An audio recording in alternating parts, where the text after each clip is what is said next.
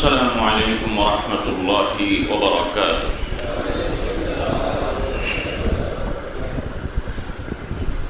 إن الحمد لله والصلاة والسلام على رسول الله وعلى آله وصحبه ومن والاه أما بعد.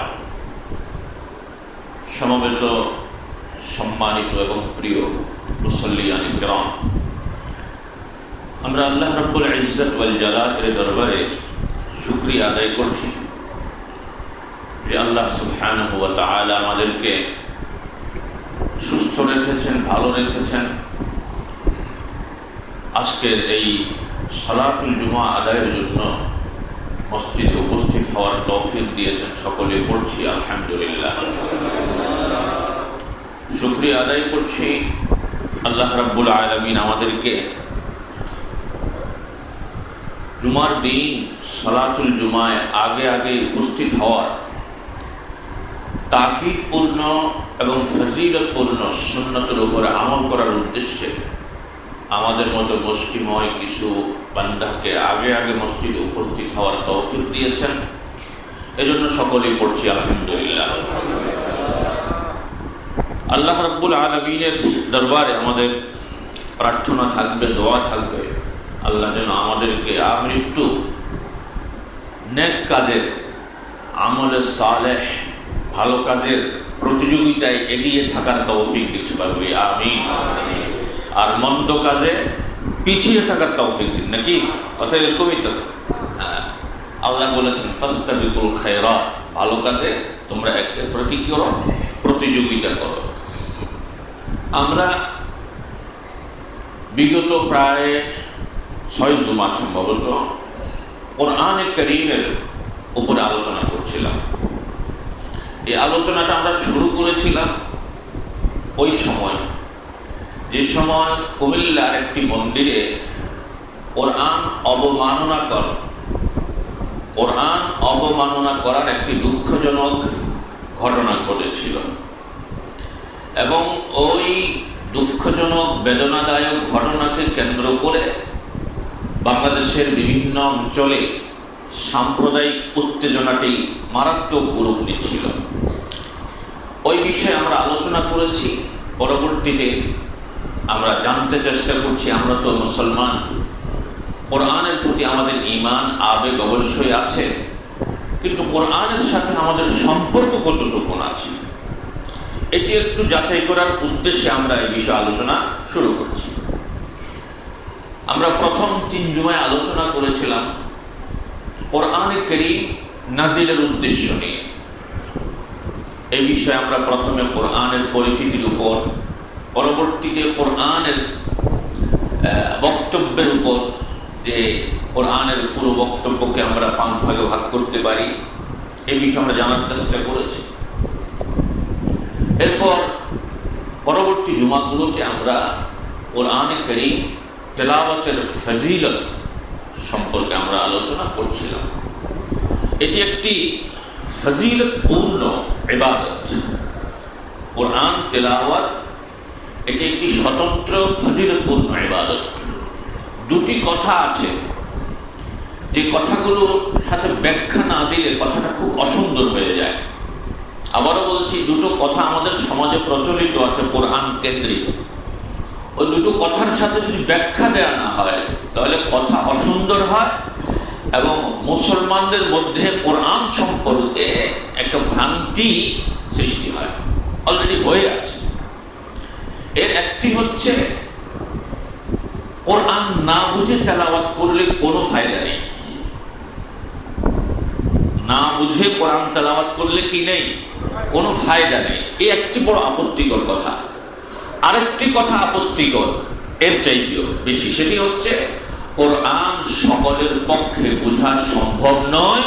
কোরআনে কারীম বেছে কিছু আলেমদের জন্য খাস। এরকম 2টো কথা আমাদের সমাজে প্রচলিত আছে কি নেই? আছে।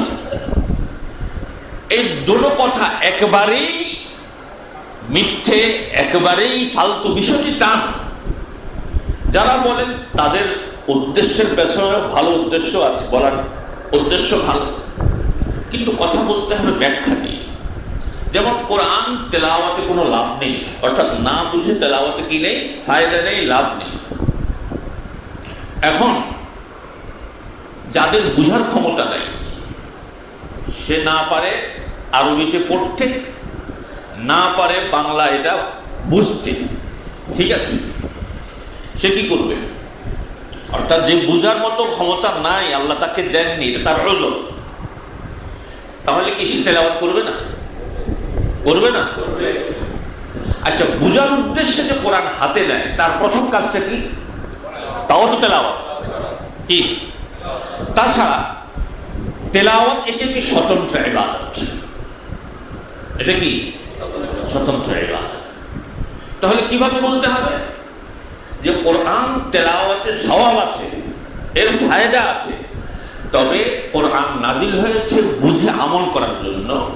এখন যদি মানুষ বুঝে, তাহলে বুঝার উদ্দেশ্যে যে তেলাওয়াত আর এমনি সাধারণ যে তেলাওয়াত, দুইয়ের মধ্যে বুঝে তেলাওয়াতের ফজিলত, ফায়দাটা বেশি।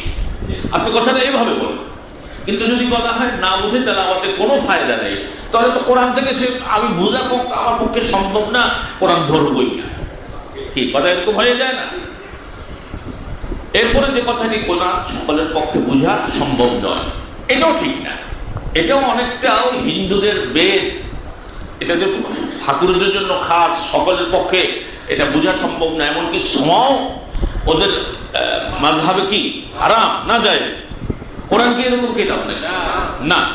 কোরআনের আপনি কোথায় পাবেন যে এটি শুধুমাত্র কেবলমাত্র নির্দিষ্ট একটা শ্রেণীর জন্য খাস? এটা যে কোনো কথা আছে কোরআন? আল্লাহ রাব্বুল আলামিন কোরআনে কারীমে সূরা কমারের মধ্যে একবার নয়, চারবার বলেছেন, ওয়ালাকাদ ইয়াসসারনাল কুরআনা লিযিকর ফাহাল মিন মুদ্দাকির। আমি অবশ্যই কোরআনে কারীমকে উপদেশ গ্রহণ করার জন্য, কোরআন তেলাওয়াত, কোরআন বুঝা, কোরআন অনুযায়ী আমল করা, সেটা ব্যক্তি জীবন থেকে শুরু করে একটা মানুষের, একটা মুমিনের জীবন যতটা বিস্তীর্ণ, ততটা অঙ্গনে কোরআন অনুযায়ী জীবন পরিচালনা করার জন্য আমি কোরআনকে কি করে দিয়েছি? সহজ করে দিয়েছি। আছে কি কেউ কোরআন থেকে উপদেশ গ্রহণ করা? তো আল্লাহ যে ইয়াসসারনা বলছে কোরআনে কারীমে, আল্লাহ রাসূলকে বলছে আমি আপনার ভাষায় কোরআনকে ফাইন্নামা ইয়াসসারনাহু বিলিসানিকা, আমি আপনার জবানে, আপনার ভাষায় কোরআনকে সহজ করে দিয়েছি। এখানে তো আল্লাহ রাব্বুল আলামিন এই কথা বলেন নাই যে এই কোরআনে কারীম নির্দিষ্ট একটা জনগোষ্ঠী বুঝবে, তারা ধরবে, তারা পড়বে, তারা আমল করবে। বিষয়টা কি এরকম না? হ্যাঁ, কথা হচ্ছে এই কোরআন বুঝবার জন্যে, যেহেতু এটা আমাদের মাতৃভাষা না, আর মাতৃভাষায় তো বাংলা শিখতে গেলে আপনাকে গ্রামার পড়তে হয়, তারপর আরো অনেক বিষয়ে কি জ্ঞান অর্জন করতে হয়, এবং পরীক্ষায় দেখা গেছে ইংরেজি বা অন্যান্য বিষয়ের চাইতে বাংলা ভাষাটা অনেকটা কঠিন, অথচ আমার কি মাতৃভাষা। অনুরূপভাবে কোরআনে কারীম যেহেতু একদিকে আমার মাতৃভাষা নয়, এটা ভিন ভাষা, আরবি ভাষা, এটা বুঝবার জন্য আপনাকে নাহউ সরফ থেকে শুরু করে আরো অন্য যে জ্ঞানগুলো আছে এগুলো অর্জন করতে হবে, এটা ঠিক আছে। কিন্তু এগুলো অর্জন ব্যতীত আপনি কোরআন বোঝার চেষ্টা করতে পারবেন না, এটা কোনো মহা অন্যায়, এটা একটা ভুল কথা। এটা কি ভুল কথা? কিছু বিষয় আছে আলেমদের পক্ষেও বোঝা সম্ভব নয়। বলবো কথা, কোরআন কারীমের কিছু বিষয় আছে আরবি ভাষায় মহা পণ্ডিত হওয়া সত্ত্বেও বোঝা সম্ভব নয়। সেটি কি? আলিফ লাম মিম তাহা, বুঝবে? তাহলে বুঝা গেল এটা কোরআনের অংশ, পড়লে সওয়াব হবে ঠিক, কিন্তু আরবি ভাষায় যত মহাপণ্ডিতই হোক না কেন এই হরফে মুকাত্তাআতের অর্থ সে বুঝবে না। তাহলে তো বোঝা গেল কোরআন ব্যাকের আলেমের পক্ষে সব কিছু বোঝা সম্ভব না। তাহলে এখন সাধারণ মানুষ, এখন আসেন কোরআনে কারীম অর্থ সহ পড়তে গিয়ে আপনি জেনেছেন আল্লাহ বলেছে ওয়ালা ওয়াকুলু লিন্নাসি হুসনা, তোমরা সকল মানুষের সাথে সুন্দর কথা বলো। আপনি কি এটা বুঝেন নাই?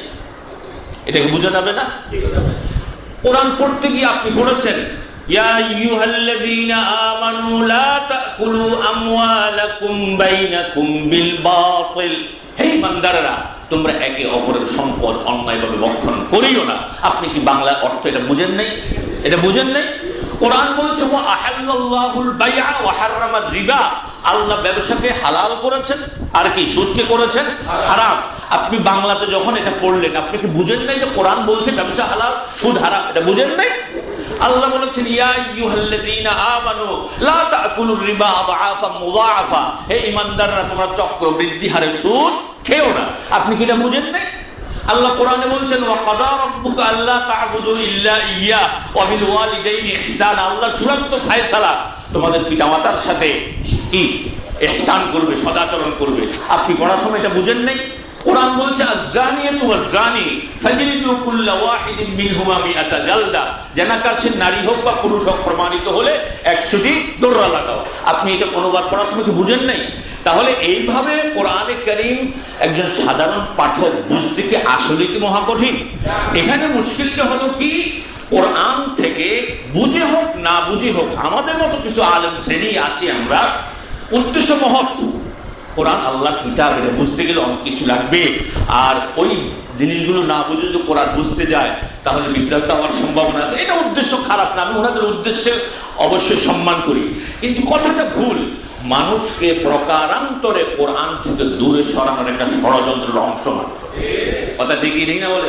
এই জন্য বলছি কোরআন তেলাওয়াতে সওয়াব, কোরআন আপনার বুঝলে সওয়াব, আর কোরআন তেলাওয়াত বুঝা আমল করলেই হবে। তখন কোরআন নাযিলের উদ্দেশ্যটা পারফেক্ট হবে, উদ্দেশ্য সফল হবে, কোরআন আপনাকে সঠিক রাস্তা দেখাতে সক্ষম হবে। কথাটা বুঝে আসছে? আল্লাহ আমাদেরকে কথাগুলো বুঝার তৌফিক দিক, সবাই বলি আমিন। সম্মানিত ভাইয়েরা, তেলাওয়াত কোরআনের ফজিলত অত্যধিক। আমাদের সমাজে আপনার কোনো প্রকার দলিল নেই, লোকাচার, ধর্মের নামে সামাজিক প্রচলন। ওই যে মাঝে মধ্যে বলি বাপদাদারা কম বুঝজনি, অমুক হুজুরে কম বুঝজনি, করলে অসুবিধা কি? এই 3টা কিতাবের রেফারেন্স দিয়ে আমাদের সমাজে অনেক আমল প্রচলিত আছে, আছে কিনা বলেন? বরং ওইগুলোর প্রাধান্যই বেশি। কিন্তু কোরআন এবং বিশুদ্ধ সূত্রে প্রমাণিত সুন্নাহ ভিত্তিক যে আমলগুলো, এগুলো এক এক করে হারিয়ে যাচ্ছে। কথা কি ভুল বললাম? যেমন তেলাওয়াত কোরআন, এটি কোরআনের বক্তব্য অনুযায়ী ফজিলতপূর্ণ ইবাদত, এটি বিশুদ্ধ সূত্রে প্রমাণিত রাসূলের সুন্নাহর আলোকে একটি ফজিলতপূর্ণ ইবাদত।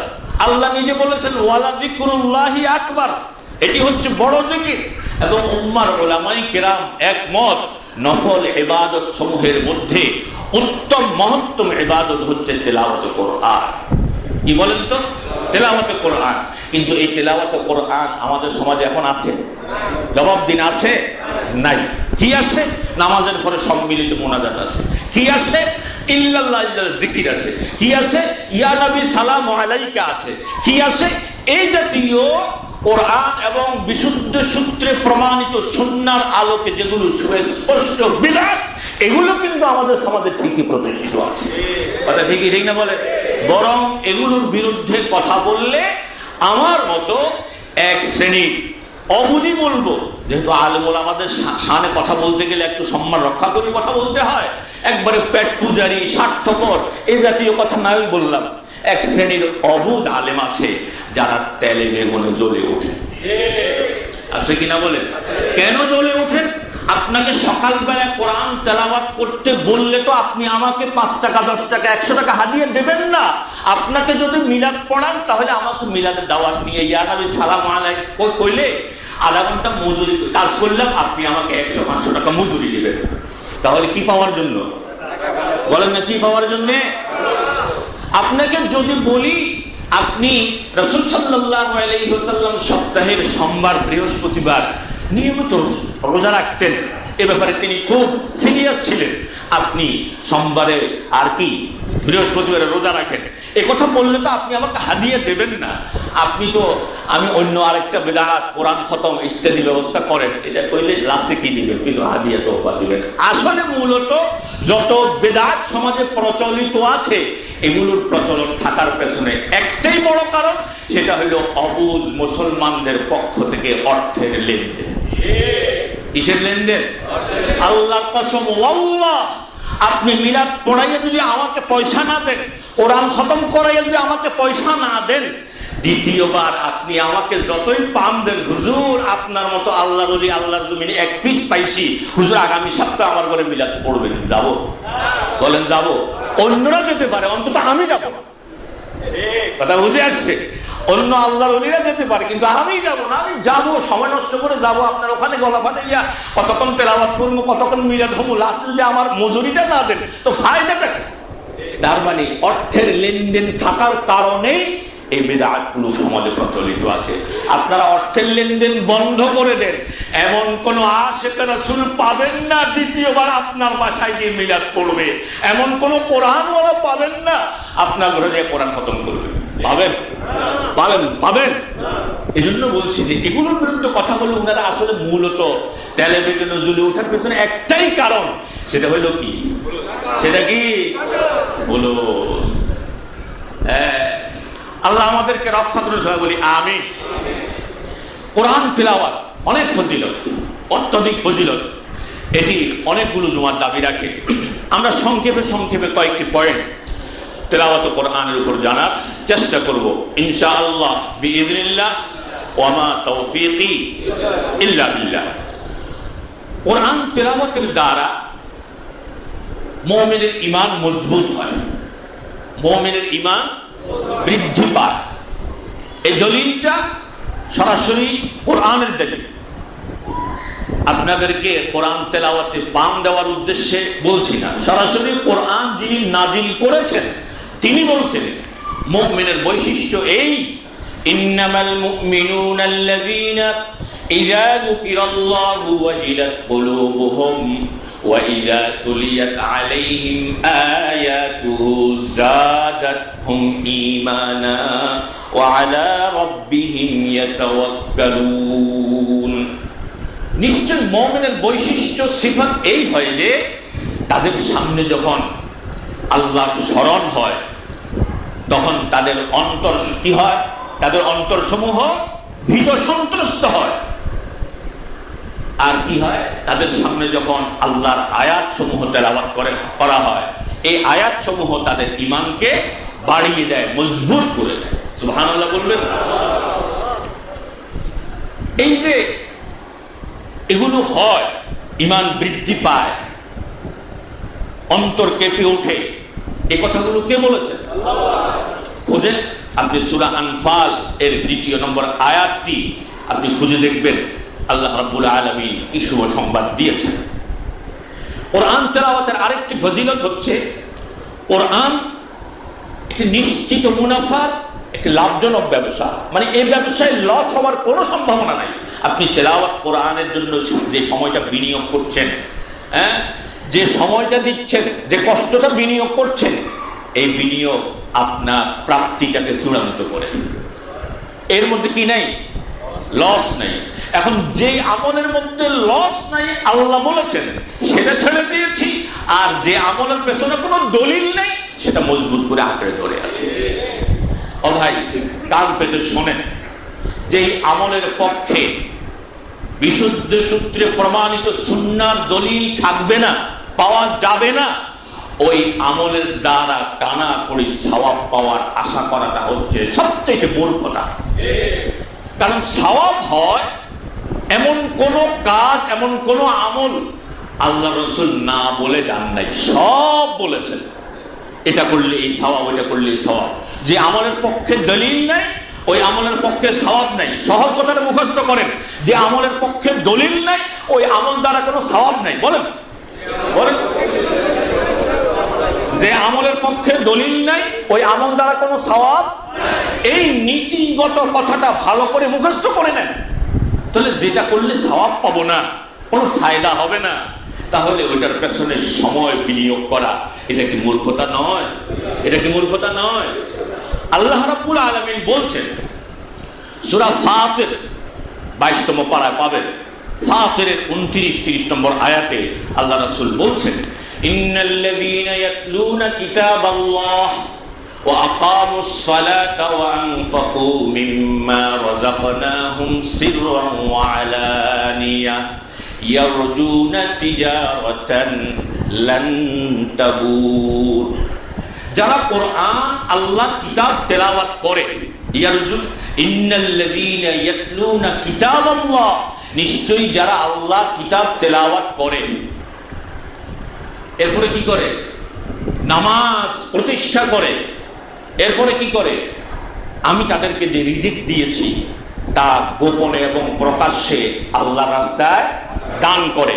ইয়ারজুনা তিজারাতান, তারা এমন এক ব্যবসা, এমন তিজারা শব্দ ব্যবহার করা হয়েছে, এমন একটা ব্যবসা তারা কামনা করে, আশা করে, লান তাবুর, যা কখনোই লস হওয়ার নয়। কে বলছেন?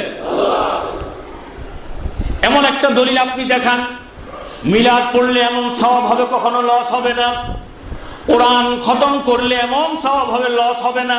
হ্যাঁ, আপনি নিজে তেলাওয়াত করলে তো অবশ্যই সওয়াব হবে, কিন্তু আমার মতো ভাড়াটিয়া মোল্লাকে দিয়া কোরআন খতমের যে প্রচলন আমাদের সমাজে প্রতিষ্ঠিত হয়ে আছে, ওইভাবে তেলাওয়াত করলে যিনি দাওয়াত দিয়েছেন তার সওয়াব হবে, এমন কোন গ্যারান্টি আল্লাহর কসম কেউ দিতে পারবে না। যে পড়বে ও আল্লাইসা লিল ইনসানি ইল্লা মা সা, যে চেষ্টা করে, বিনিময়টা তার। কি কাজ যার, বিনিময় তার। আমি তেলাওয়াত করলাম, আপনার বাসায় গিয়ে সওয়াব পাবে কে? এই জন্য কই যে ভাই, আপনার মিলাদের দ্বারা, কোরআন খতমের দ্বারা ফায়দা আছে কার? মোল্লার। কার? যায় বাতো খায়। খায় যে কি? আপনার কচুর শাক দিয়ে আর এই আলু ভর্তা ডাল দিয়ে খাই নাকি? কথা কয় না। মুরগির রান, গরুর গোশত, আরো কত কি খায় জনমের খানা। তবে ভাত খাইলো আপনার, কেন? আবার ভাতটা খাই লাস্টে আসার সময় হাদিয়া, তাহলে উনি পয়সা পাইলো, খানা পাইলো, আমনে পাইলেন কি? উনি তেলাওয়াত করলো, সওয়াব পাইলো। তেলাওয়াত তো উনি করছে, সওয়াব কে পাইলো? আচ্ছা, কোরআন তেলাওয়াত ফ্যাক্সি নোটের মতো আরেকজনের এই অ্যাকাউন্টে ট্রান্সফার করার সুযোগ আছে? ইবাদত বান্দিগি ট্রান্সফার করার সুযোগ আছে? তাহলে আপনি, উনি তেলাওয়াত করলো, সওয়াব পাইলো, আপনার বাড়ি থেকে তেলাওয়াত করার কারণে খানা পাইলো, খাওয়ার শেষে পয়সা পাইলো, তিনটা লাভ উনার। আপনার কি হয়েছে? আরে মানুষ, আমরা হুজুররা সাধারণ পাবলিককে এমন ভাবে মোটামুটি রেডি করছি, লস হইলেও অসুবিধা কি? কত আমি লস হয়।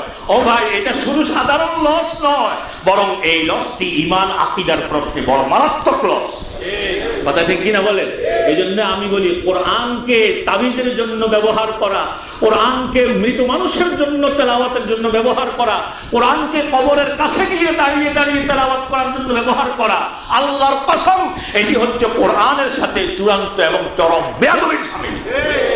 কোরআন কি আপনার মৃত মানুষের শিওর তেলাওয়াত করার জন্য নাজিল হয়েছে? যদি আজকে মুসলমানরা কোরআনকে যেই উদ্দেশ্যে ব্যবহার করছে, কোরআন নাজিলের উদ্দেশ্যে যদি তাই হতো, আবু জেহেলের মাথা কি এত খারাপ ছিল? উতবা সাইবা এদের মাথা কি এত খারাপ ছিল? রাসূলের বিরুদ্ধে এত বড় মারাত্মক অত্যাচার করবে? এত খারাপ ছিল তাদের মাথা? না, কোরআন সেজন্য নাজিল হয়নি। আবু জেহেল বুঝেছে কোরআন কেন নাজিল হয়েছে, উতবা সাইবা এরা ভালো করে বুঝেছে কোরআন কেন নাজিল হয়েছে, কিন্তু দুঃখজনক হলেও সত্য, আজকের পৃথিবীর মুসলমানরা সেটা বুঝে নেয়। কথা দেখি দেখ না বলেন? তারা বুঝেছে বলেই রাসূলকে কষ্ট দিয়েছে, তারা বুঝেছে বলেই রাসূলকে মক্কা থেকে বিতাড়িত করেছে, তারা বুঝেছে বলেই তো রাসূল হিজরত করার পরেও রাসূলকে অত্যাচার নির্যাতন করেছে, অনেকগুলো যুদ্ধ জিহাদ রাসূলের উপর চাপিয়ে দিয়েছে। কথা দেখি দেখ না বলেন? কিন্তু এখন কি তাই হয়? আমরা নিজেরাও কি করি নাই? কোরআন বুঝি নাই। সম্মানিত ভাইয়েরা, তাহলে কোরআন তেলাওয়াত আল্লাহ বলছেন এটা এমন একটি ব্যবসা, তিজারাতান লান তাবুর, এর কোনো কি হবে না? লস হবে না। লিওয়াফিয়াহুম উজুরাহুম ওয়া ইয়াজিদুহুম মিন ফাযলিহি। আল্লাহ রাব্বুল আলামিন এই কোরআন তেলাওয়াতকারীকে, কোরআনী গবেষণাকারীকে, কোরআন অনুযায়ী আমলকারীকে পরিপূর্ণ প্রতিদান দেবেন, এমনকি তার নিজ অনুগ্রহে তাদেরকে আরো বাড়িয়ে দেবেন। সুবহানাল্লাহ, জোরে বলতে ইচ্ছে করলো না? সম্মানিত ভাইয়েরা, কোরআন কারীম এটি সওয়াব লাভের এক অত্যাচার্য ইবাদত। এর প্রত্যেকটি হরফের মধ্যে রয়েছে কত নেকি? আলাল আকাল, একদম কম পক্ষে 10 নেকি একটা অক্ষর। এটা আমি বলছি, অমুক হুজুরে কইছে, এমনি কম বুঝতো, উনি কইছে, অমুক পীরে কইছে, এমন নাকি? আহারে, আমাদের সমাজে নামাজের পরে কয় আপনি 1000 বার হুয়াল লাতীফুল খাবীর কইবেন, আপনি নামাজের পরে সামিউন বাসীর এতবার কইবেন। পীরেরা মুরিদদেরকে ওজিফা দেয় কি দেয় না? ওজিফা দেয় কি দেয় না?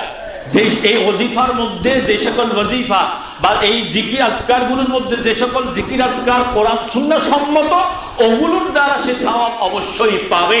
কিন্তু যে জিকিরের পক্ষে বিশুদ্ধ সূত্রে প্রমাণিত সুন্নাহর দলিল পাওয়া যাবে না, ওই সকল জিকিরের দ্বারা ওজিফা দ্বারা অন্তর পরিষ্কার হওয়া তো দূরের কথা, বরং অন্তর আরো কাঁচরা হবে। কথা কি বুঝেন নাই? না কথা বুঝেন নাই? কারণ আপনার সিস্টেমটা, আপনার পদ্ধতিটা তো রাসূল থেকে নেন নাই, একজন আনারি লোক থেকে নিয়েছেন, যে রাসূল না, যে রাসূলের সাহাবীও না। কথা ঠিক না? এই জন্যই তো আপনি ডাক্তারের অধীনে কম্পাউন্ডার হইতে পারেন, ঠিক আছে, তার সহযোগিতা করতে পারেন। এখন কম্পাউন্ডারগিরি কিছুদিন কইরা আপনি ওই যে ডাক্তারের অধীনে ছিলেন, ওই ডাক্তারের লকব টকব এমবিবিএস না কি ডিএস স্ক্যান এগুলো লাগাইয়া চেম্বার ক্যান খুলছেন, পরবর্তীতে যদি তদন্ত প্রমাণিত হয় আপনি ভুয়া কি ভুয়া প্রমাণিত হইলে এমনি বলবো কে? হ্যাঁ, শেষ বোধে কোন শেষা। অনুরূপ ভাবে আপনি সবক দিলেন না আছে হাদিসে, আপনি বললেন এই ওজিফা করো না, এই আমল না করেছেন সাহাবায়ে কেরাম, পরকালে গেলে সব হবেন কে? আল্লাহ, আমি তো অমুক হুজুরের কথা মানিয়ে নাই, জিকির করেছিলাম, আল্লাহ তুমি যা হে হুজুরের কাছে এই আমলের প্রতিদান কি দিতে পারে দা এটার কাছে দিতে হয় কে? আল্লাহ তুমি যে আমি তো কবরে বসেছিলাম লাকাদ কানা লাকুম ফি রাসূলিল্লাহি উসওয়াতুন হাসানাহ, আমি তোমাদেরকে বলেছিলাম মা আতাকুমুর রাসূলু ফাখুযু, আমি বলেছিলাম ওয়া ইন তুতিউহু তাহতাদু, আমি বলেছিলাম ফাইন তানাযাতুম ফি শাইইন ফারুদ্দুহু ইলাল্লাহি ওয়ার রাসূল, আমি তোদেরকে বারবার বিভিন্ন ভঙ্গিতে এতবার বলার পরেও তুই রাসূলকে ছেড়ে দিয়ে, তারপরে খোলাফায়ে রাশিদিনকে ছেড়ে দিয়ে, সাহাবায়ে কেরামদেরকে ছেড়ে দিয়ে একদম ফিতনার যুগের মুর্শিদে কামেল না, মুর্শিদে হামেল, ফিরে কামেল, মুজাদ্দিদে আল ফেসানি, সারা গায়ে বেদাতের সুলকানি, হেতের ওজিফা মানতে গেছে। যা এখন হের কাছে পারবে তো? পারবে তো? অমুসলমান কান পেতে শোনেন, তেলাওয়াতে কোরআনের ব্যাপারে রাসূল কি বলছেন? মান ক্বারাআ হারফাম মিন কিতাবিল্লাহ, যে ব্যক্তি কোরআনে কারীমের একটি অক্ষর তেলাওয়াত করবে, কয় অক্ষর? কত অক্ষর? মান ক্বারাআ হারফাম মিন কিতাবিল্লাহ ফালাহু বিহি হাসানাহ, তার জন্য রয়েছে এক নেকি। কত নেকি? ও মুসলমান, সুবহানাল্লাহ কইতেন না? আপনারা জানেন যে সুবহানাল্লাহ জোরে কওয়ার কত হরে আছে, পরে দিগম কথা এরকম তো কেমন? আল্লাহ রাসূল বলছেন ওয়াল হাসানাতু বিআশরি আমসালিহা, আর এক একটি নেকি 10 গুণ হবে। কত গুণ? কত গুণ? আল্লাহ রাসূল বলছেন 10 গুণ হবে। আপনার সুবহানাল্লাহর আওয়াজ কি 5 গুণ হইছে নিয়া? তাহলে কি জোরে বলা যায় না সুবহানাল্লাহ? আল হাসানাতু বিআশরি আমসালিহা, আল্লাহ রাসূল বলছেন লা আকুল আলিফ লাম মিম হরফ, আমি এই কথা বলছি না যে আলিফ লাম মিম এটি একটি হরফ, ওয়ালাকিন আলিফুন হরফ ওয়া লামুন হরফ ওয়া মিমুন হরফ, বরং আমি বলছি আলিফ একটি অক্ষর, লাম একটি অক্ষর, মিম একটি অক্ষর। আল্লাহর যে বান্দা কোরআনের অংশ হিসেবে ঈমান এবং সওয়াবের আশায় শুধুমাত্র অনলি আলিফ লাম মিম তেলাওয়াত করলো, তার আমলনামায় 1 নয় 2 নয় 10 নয় 20 নয়, আস্ত পরিপূর্ণ 30টি নেকি যোগ হয়েছে। কতটি নেকি যোগ হয়েছে? আমাকে কোরআন এইভাবে বিশুদ্ধ সূত্রে প্রমাণিত হাদিস থেকে দলিল দেন, মিলাদ পড়লে এত সওয়াব হবে, নামাজের পরে সম্মিলিত মুনাজাত করলে এই সওয়াব হবে, কোরআন তেলাওয়াত করলে এই সওয়াব হবে। এই জাতীয় প্রমাণ যদি দিতে পারেন, আল্লাহর কসম আল্লাহ আর কখনোই এই জাতীয় আমলের বিরুদ্ধে মুখ খুলব না। পারবে তো কেউ? পারবে তো কেউ? পারবে তো কেউ? ইসরাফিল আলাইহিস সালাম সিংহায় শুধু একবার নয় 2 বার নয়, দিতে দিতে 100 বারের উপরেও সিংহায় ফুৎকার দেয়। আল্লাহর কসম কেউই এই জাতীয় ইবাদতের পক্ষে কানার করি সামান্য হালকা লেখা লুলা দলিল দিতে পারবে না। দিতে পারবে না। এটার বড় প্রমাণ হচ্ছে এই, যদি দলিল থাকতো তাহলে আমার মতো ব্যক্তি আপনাদের সামনে কথা বলার সাহস পেতাম না যে ভাই এগুলো বেদাত বলতে পারতাম। যদি দলিল থাকতো তাহলে পৃথিবীর কোনো আলেমের আব্বার ক্ষমতা নাই দলিল ভিত্তিক কোনো আমলকে বেদাত করা। এটাই প্রমাণ করে যে কি এগুলোর পেছনে কি দলিল নাই। অথচ আল্লাহ রাসূল কি বলেছেন, একটি অক্ষর তেলাওয়াত করলে কত নেকি? 10 নেকি। তিরমিজিতে সহিহ সূত্রে হাদিসটি এসেছে। সম্মানিত ভাইয়েরা, কোরআন তেলাওয়াতের আরো একটি মহাফজিলত বলবো। কেন বলবো? কেন বলবো? আমি খতিব হিসাবে আমার এটা পেশাগত দায়িত্ব। জুমার মূল খুতবার আগে তালিমউদ্দিন হিসাবে যে কথাগুলো বলি ওখানে এই কথা বলতে হবে, আমার দায়িত্ব। যেহেতু আমাকে মাস শেষে কিছু হাদিয়া দেয়, আমার ওই হাদিয়া হালাল করার জন্য বলবে। এই তো আপনারাও আসেন, জুমার নামাজের কালচার, ওখানে যেতে হয়, খতিব সাহেব কিছু কথা বলবেন, শুনবো, সুরটুর দিক বললেন আলহামদুলিল্লাহ, মানবো না। বিষয়টা কি এরকম? বিষয়টা কি এরকম? তাহলে কথাগুলো কেন বলবো? আমি আমল করার জন্য বলবো। কেন বলবো? শ্রোতাদের আমল করার জন্য বলবো। উদ্দেশ্য তো এই। কিন্তু আমাদের সমাজে কি এরকম আছে? হুজুর একটা পাইছি, কণ্ঠ কি সুন্দর, কত সুন্দর কণ্ঠ দিয়া আজগবি ডাহা মিথ্যা কথা পাবলিকের মধ্যে চালু করে দেয়, আসে না? আর শূন্য থাকলে উনা যদি কোরআনের দলিল দিয়া অমুক সূরার এত নম্বর আয়াত আল্লাহ এটা বলেছেন, তারপরে অমুক কিতাবের এই হাদিস সহিহ, ইয়া ধরে কি হয় নাই? মজা মজা হয় নাই। আপনারা কি মজা চান না এলেম চান? মজা চান না এলেম চান? এলেম যদি চান তাহলে ওই লোকটা সুর বালা না মন্দ, কথা শুনতে মজা লাগে না না লাগে, তারপরে ভাষাগত কোনো জটিলতাও যদি থাকে আমি বুঝে নিব উনি এলম ভিত্তিক কথা বলেছেন, দলিল ভিত্তিক কথা বলেছেন। সুতরাং দলিল ভিত্তিক কথা যেই বলবে, সে যদি একজন পথের রিক্সাওয়ালাও হয় তার কথা মানতে হবে। আর দলিলবিহীন কথা যদি পীরে কামেল মুর্শিদে আমেল সারা গায়ে শিরক এবং বিদআতের সুলকানি মুজাদ্দিদ আল পেসানি যত বড় মাপের ইমাম হোক না কেন, দলিলবিহীন কথা কারো মানা, আরো জোরে বলেন মানা। আর এখানে মূল কথা হচ্ছে কারো অন্ধ আনুগত্য নয়, অন্ধ অনুসরণ নয়।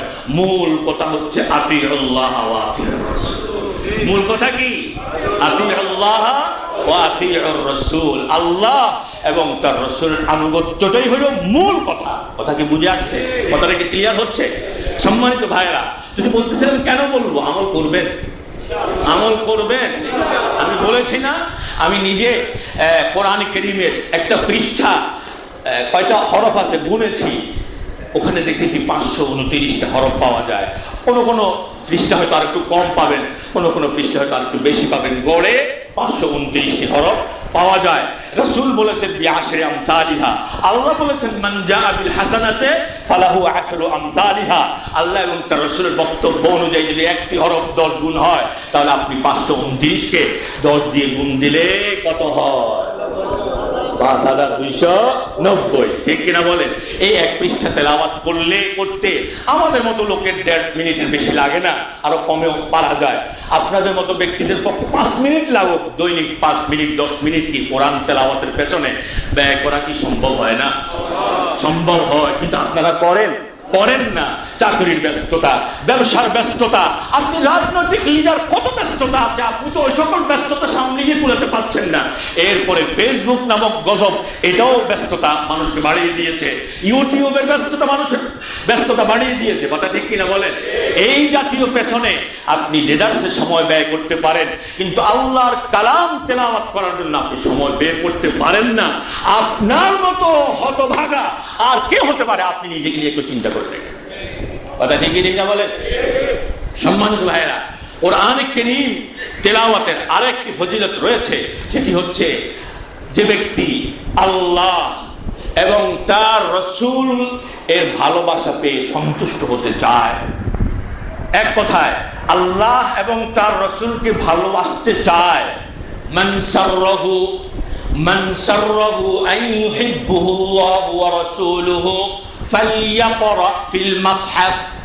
যে ব্যক্তি আল্লাহ এবং তার রাসূলকে ভালোবেসে সন্তুষ্ট হতে চায়, ভালোবাসা পেতে চায়, সে যেন কোরআন তেলাওয়াত করে। কি করে?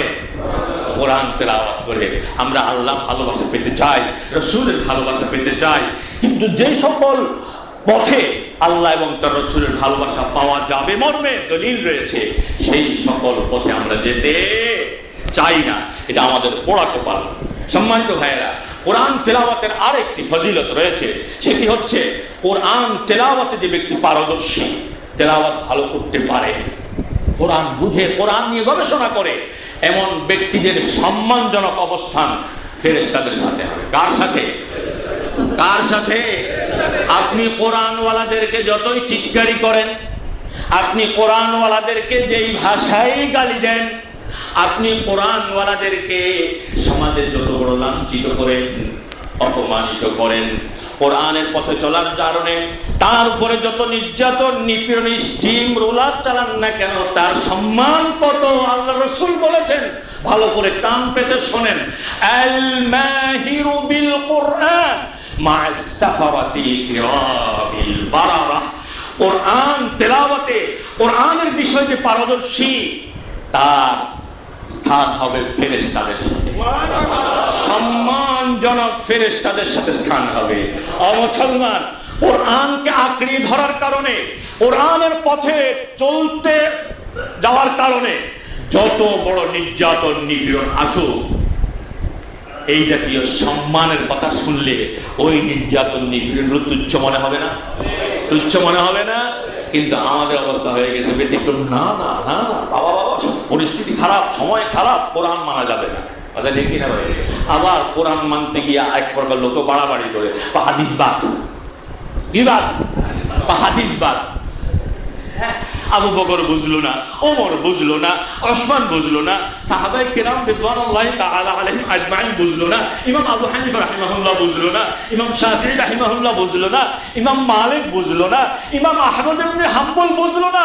তুমি ১৫০০ বছর পর ফিতনার যুগে আইছে, তুমি বুঝে ফেলেছো যে হাদিস মানা যাবে না। কি মানা যাবে না? মুসলমান, ভালো করে কান পেতে শুনেন। অজ্ঞতার কারণ যারা এই কথা বলে, এই অজ্ঞতার কারণে তাদের সাথে আল্লাহ কি ব্যবহার করেছে আল্লাহ ভালো জানেন। কিন্তু জান বুঝ করে কেউ যদি হাদিস অস্বীকার করে, সে ব্যক্তি কাফের হয়ে যাবে। সে ব্যক্তি কি হবে? কারণ কোরআন আর হাদিস, এই দুইয়ের মধ্যে পার্থক্য শুধু এই, সেটা হচ্ছে হাদিস হচ্ছে কোরআনের ব্যাখ্যা, হাদিস হচ্ছে কি কোরআনের ব্যাখ্যা। কিন্তু ওহির দিক থেকে দোনোটাই ওহী, একটা মাতলু আর একটা গায়রে মাতলু। কথা বুঝে আসছে? ওইটা ভিন্ন বিষয়। তাহলে কোরআন যারা তেলাওয়াতে পারদর্শী, তারা হবে মর্যাদাজনক, সম্মানিত ফেরেশতাদের সাথে। এরপরে কি রে ভাই, এরপরে যে কথা সেটা হচ্ছে যারা কোরআন তেলাওয়াতে ততটা পারদর্শী না, আছে না? তাদেরও সওয়াব পাবে না তারা, না। আল্লাহ রাসূল বলছেন, ওয়াল্লাযী ইয়াকরাউল কুরআন ওয়া ইয়াতাতা'তা ফীহি ওয়া হুয়া আলাইহি শাকুন লাহু আজরান।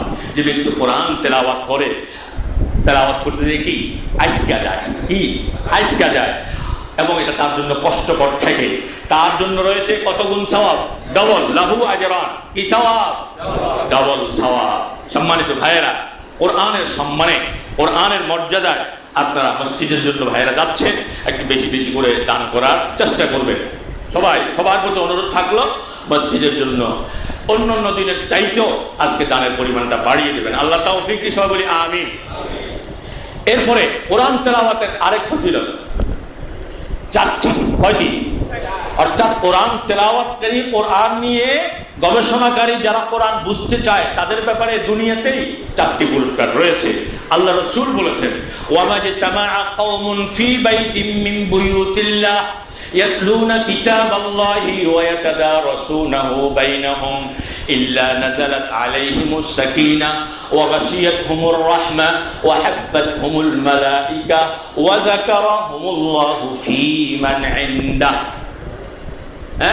আল্লাহ কোন মুমিন, কিছু লোক যখন কোন মসজিদে, আল্লাহর ঘর সমূহের মধ্যে কোন ঘরে একত্রিত হয়ে কোরআন ইয়াতলুনা কিতাবাল্লাহ, কোরআন তেলাওয়াত করে, ওয়া ইয়াতাদারাসুনাহু বাইনাহুম, কোরআনের ইলম, কোরআন নিয়ে পরস্পর জ্ঞান বিনিময় করে, দারস তাদরিস, ইলম তাআল্লুমে ব্যস্ত থাকে, তাদের জন্য কি রয়েছে?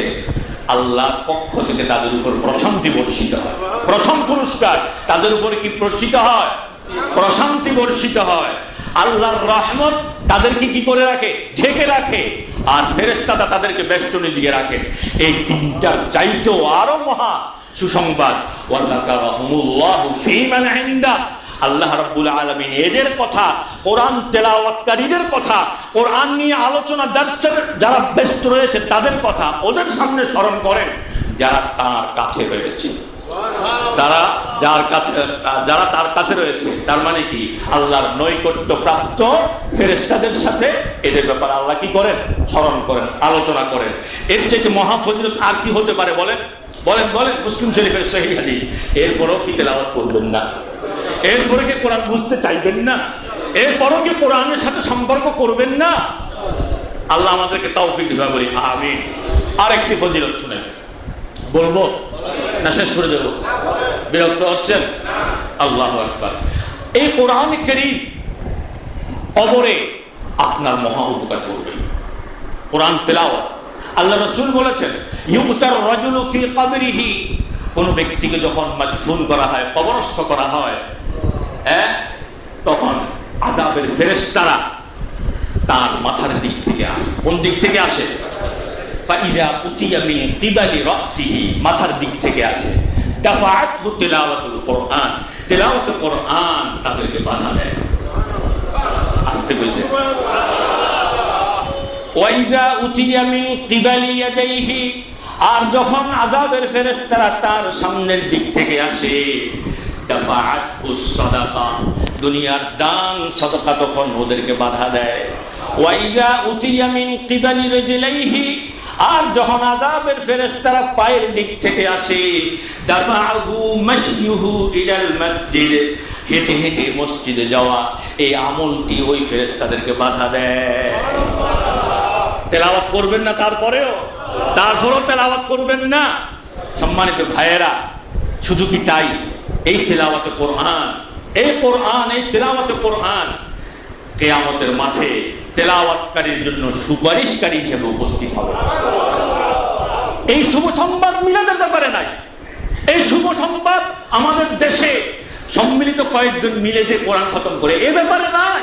এই জাতীয় ব্যাপারে কোনো শুভ সংবাদ নাই। তেলাওয়াতে কোরআনের ব্যাপারে বলা হয়েছে, আল্লাহ রাসূল বলেছেন, ইকরাউল কোরআন, তোমরা কোরআন পড়ো, তোমরা কোরআন তেলাওয়াত করো, তোমরা কোরআন অধ্যয়ন করো, তোমরা কোরআন অনুযায়ী জীবন পরিচালনা করার দীপ্ত শপথ গ্রহণ করো। ফাইন্নাহু ইয়াতি ইয়াউমাল কিয়ামাতি শাফিআল লিআসহাবিহি, এই কোরআন কিয়ামতের মাঠে তার তেলাওয়াতকারীর জন্য সুপারিশকারী হিসেবে উপস্থিত হবে। অন্য হাদিসে আছে যে তার সুপারিশ গ্রহণও করা হবে। বিষয়টি এমন না সুপারিশ করলাম আল্লাহর ইচ্ছা, করলে করলো, না করলে নাই। অন্য হাদিসে এসছে কি তার সুপারিশ কি করা হবে? গ্রহণ করা হবে।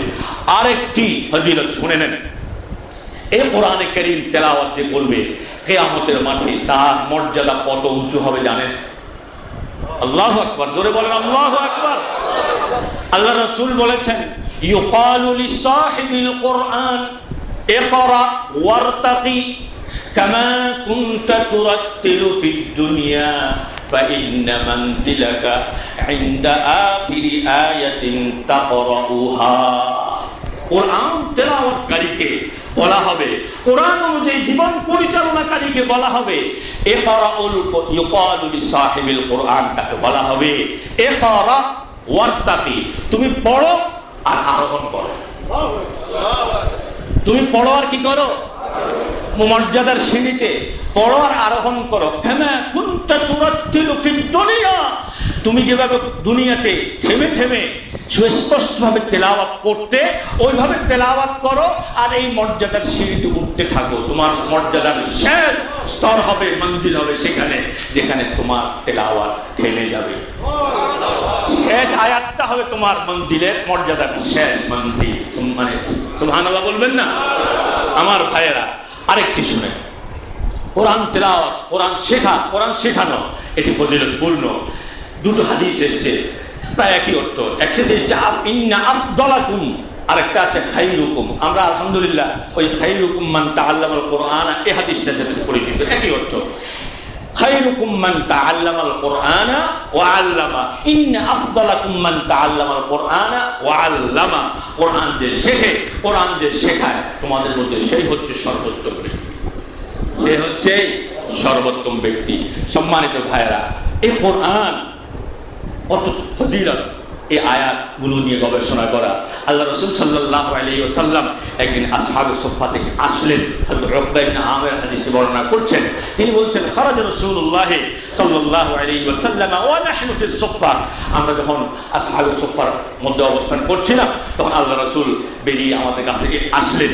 এসে বললেন, তোমাদের মধ্যে কেউ কি এটা পছন্দ করবে প্রতিদিন বুতহান এবং অথবা আকিক নামক প্রান্তর বা বাজারে গিয়ে মোটা তাজা একদম উঁচু কুচ বিশিষ্ট দুটি ওট নিয়ে আসবে, কোন প্রকার পাপ অথবা আত্মীয়তার সম্পর্ক ছিন্ন ছাড়াই? এটা কি কেউ পছন্দ করবে? তখন আমরা বললাম, ইয়া রাসূলুল্লাহ নুহিব্বু যালিক, আমরা সবাই এটা পছন্দ করি। আল্লাহ রাসূল কি বলেছেন? আফালা ইয়াবদু আহাদুকুম ইলাল মসজিদ ফায়ালাম ফায়াকরাউ বিআয়াতাইন। তাহলে তোমাদের মধ্যে কেউ যেন মসজিদে যায়, কোরআনের তালিম করে, কোরআন বোঝার চেষ্টা করে, অথবা কোরআনে কারীমের দুইটি আয়াত যেন সে তেলাওয়াত করে। এই কোরআনে কারীমের দুইটি আয়াত তেলাওয়াত তার জন্য কি হবে? খায়রুল লাহু মিন নাকাতাইন, তার জন্য ওই বিশাল আকৃতির দুটি উটের চাইতে উত্তম। ঠিক এইভাবে ওয়া সালাসুন খায়রুল লাহু মিন সালাস ওয়া আরবাউন খায়রুল লাহু মিন আরবা ওয়া মিন আ'দাদিহিন্না মিনাল ইবিল। এমনি ভাবে তিনটি আয়াত তিনটি উটের চাইতে উত্তম হবে, চারটি আয়াত চারটি উটের চাইতে উত্তম হবে। এমনি ভাবে যত আয়াত তেলাওয়াত করেন তত উটের চাইতে উত্তম হবে। সুবহানাল্লাহ, জোরে বলতে ইচ্ছে করলো না? মুসলিম শরীফের হাদিস। শেষ আরেকটা ফজিলতের কথা বলে আলোচনার পরিসমাপ্তি টানছি। সেটা হলো হযরত আবু যর আল গিফারি রাদিয়াল্লাহু তাআলা আনহু ওয়া রাদা, উনাকে উদ্দেশ্য করে রাসূল বলেছেন, ইয়া আবা যর, ওহে আবু যর, লান তাগদুয়া ফাতাআল্লামা আয়াতাম মিন কিতাবিল্লাহ। আবু যর, তুমি যদি আল্লাহ কিতাবের একটি আয়াতের ইলম গ্রহণ করো, একটি আয়াত শেখো, শেখাও, এটা তোমার জন্য কত উত্তম হবে জানো? খায়রুল লাকা মিন আন তুসাল্লিয়া মিআতা রাকাআ। ও মুসলমান, কান পেতে শোনেন, আমল করার নিয়তে শোনেন। একটি আয়াতের, কোরআনের একটি আয়াত নিয়ে গবেষণা করা, কোরআনের একটি আয়াত তেলাওয়াত করা 100 নফল সালাত আদায়ের চাইতে উত্তম হবে। খায়রুল লাকা মিন আন তুসাল্লিয়া মিআতা রাকাআ, 100 রাকাত নফল সালাত আদায়ের চাইতে কি হবে? উত্তম হবে। কে বলেছেন? রাসূল বলেছেন। কে বলেছে? ও আবু যর, শুধু তাই নয়, ওয়ালা আন তাগদুয়া ফাতাআল্লামা বাবাম মিনাল ইলম উমিলা বিহি আও লাম ইউমাল। ও আবু যর, তুমি যদি কোরআনের কোনো অধ্যায় নিয়ে, ইলমে দ্বীনের কোনো অধ্যায় যদি তুমি শেখো, শেখানোর চেষ্টা করো, এটা তোমার জন্য কত উত্তম হবে বলবো?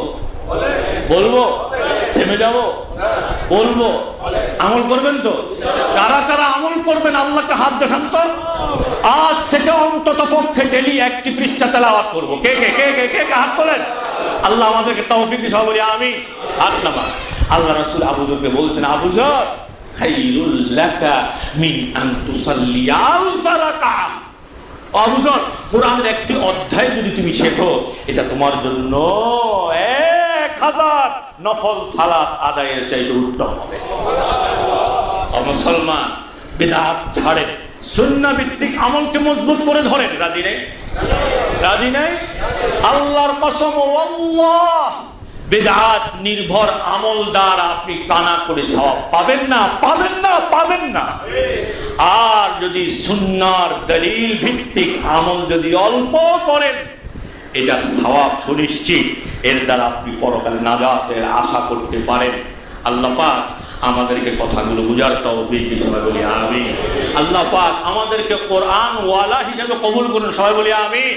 কোরআন তেলাওয়াত, কোরআন বোঝা, কোরআন অনুযায়ী আমল করা তৌফিক আল্লাহ আমাদের সকলকে দান করুন, সবাই বলি আমিন। এই কোরআনকে আঁকড়ে ধরে থাকবো, প্রয়োজনে জীবন যাবে। এই কোরআন বুকে আঁকড়ে ধরে থাকবো, প্রয়োজনে জেলে যাব, প্রয়োজনে ফাঁসির কাস্টে, ফাঁসির রশিতে ঝুলবো, তবুও কোরআন ছেড়ে দেব না। রাজি আছেন? কারা কারা রাজি আছেন হাত তোলেন তো। আল্লাহ আমাদের কোরআন ওয়ালা হিসেবে কবুল করে, সবাই বলি আমিন। এই কোরআন আমার বেঁচে থাকার একমাত্র অবলম্বন, এই কোরআন আমার পরকালে নাজাতের গ্যারান্টি, এই কোরআন আমার আল্লাহর সন্তুষ্টি পাওয়ার একমাত্র গ্যারান্টি। সুতরাং কোন অবস্থাতেই আমি এই কোরআন ছেড়ে দিতে পারি না। আপনারা পারবেন? পারবেন? যত ঝড় আসুক, যত তুফান আসুক, যত বিপদ আসুক, যত মুসিবত আসুক, সকল অবস্থাতেই কোরআনকে মজবুত ভাবে আঁকড়ে ধরে থাকবে। বলেন ইনশাআল্লাহ। আরো জোরে বলেন ইনশাআল্লাহ। আল্লাহ আমাদের তৌফিক দিন। আকুলু মা তাসমাউন ওয়া আস্তাগফিরুল্লাহ লি ওয়া লাকুম ওয়া লিসাইরিল মুসলিমিন মিন কুল্লি যাম ফাস্তাগফিরুহু ইন্নাহু হুয়াল গফুরুর রহিম।